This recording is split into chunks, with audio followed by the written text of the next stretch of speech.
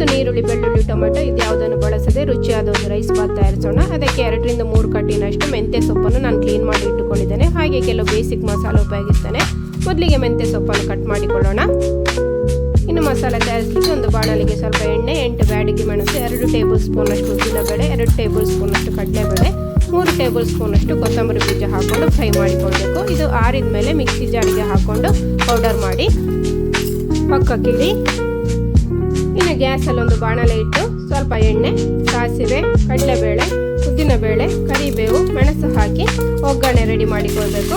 ಈಗ ಇದಕ್ಕೆ ಕಟ್ ಮಾಡಿದ ಮೆಂತ್ಯ ಸೊಪ್ಪು ಹಾಕಿ ಪರಿಮಳ ಬರುವ ತನಕ ಫ್ರೈ ಮಾಡಿ.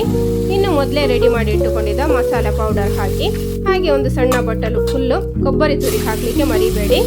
2 ನಿಮಿಷ ಫ್ರೈ ಮಾಡಿದ ಮೇಲೆ ನೆಲ್ಲಿಕಾಯಿ ಗಾತ್ರದ ಹುಣಸೆ ಹುಳಿಯ ರಸ, ಸ್ವಲ್ಪ ನೀರು ಹಾಕಿ ಕಲಸಿ, ಇನ್ನು ರುಚಿಗೆ ತಕ್ಕಷ್ಟು ಉಪ್ಪು ಹಾಕಿ ನೀರಿನಂಶ ಹೋಗುವ ತನಕ ಇದನ್ನು ಫ್ರೈ ಮಾಡಬೇಕು. ಕೊನೆಯಲ್ಲಿ ರೆಡಿ ಮಾಡಿ ಇಟ್ಟುಕೊಂಡಿದ್ದ ಅನ್ನ ಹಾಕಿ ಕಲಸಿ ಮಸಾಲೆ ಎಲ್ಲ ಕಡೆ ಚೆನ್ನಾಗಿ ಮಿಕ್ಸ್ ಆಗಲಿ. ಈಗ ಹೊಸ ರುಚಿಯ ಮೆಂತ್ಯ ಸೊಪ್ಪಿನ ಬಾತ್ ರೆಡಿ.